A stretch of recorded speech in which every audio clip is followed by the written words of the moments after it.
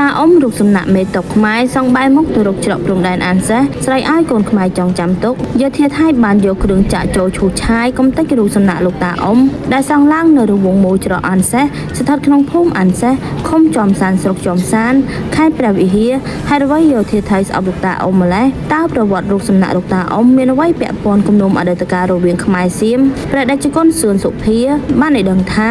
តាមប្រវត្តិរឿងព្រេងខ្មែរក្នុងសម័យអង្គរលោកតាអ៊ំគឺជាមេតុកខ្មែរដ៏ខ្លាំងពូកែម្នាក់នៅសម័យសង្គ្រាមលោកបានដឹកនាំទ័ពសេះដ៏អង្អាចជាង 2000 នាក់ទៅទិសខាងជើងដើម្បីទៅបង្ក្រាបទ័ពសៀមបន្ទាប់ពីបានធ្វើដំណើរមកដល់ចំណុចច្រកនេះលោកក៏បានបញ្ជាឲ្យកងទ័ពទាំងអស់ឈប់អានសិនដែលមានន័យថាឈប់សម្រាកសិន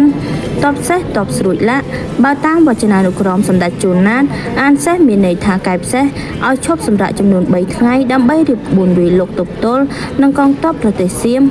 ទទួលបានជោគជ័យបន្ទាប់ពីនោះមកឈ្មោះនោះក៏បានតមកដល់បច្ចុប្បន្នចាប់ពីពេលមកនោះច្រកទ្វារទីនោះបានចាប់ឈ្មោះមកជាច្រកទ្វារអានសេះដែលជាច្រកចេញធ្វើសឹកនឹងការឈ្លានពានពីសៀមផងជាច្រកពាណិជ្ជកម្មដ៏ធំសំខាន់ជាមួយសៀមផងច្រកអានសេះស្ថិតនៅភាគខាងជើងស្រុកចំសានមានចម្ងាយពីទីរួមស្រុកប្រមាណ24 គីឡូម៉ែត្រលើខ្នងភ្នំដងរែកជាប់ព្រំប្រទល់ខេត្តឧបលប្រទេសថៃ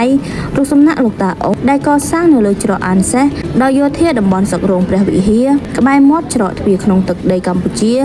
ហើយដែលកន្លងទៅទាហានសៀមតែងតែចោទខ្មែរថាបានសាងសង់រំលោភ MOU ឆ្នាំ 2000 នោះដោយខុសកិច្ចសន្យាហើយដូច្នេះទើបយោធាសៀមតែងតែចង់វាយកំទេចរូបសំណាក់លោកតាអ៊ំនេះ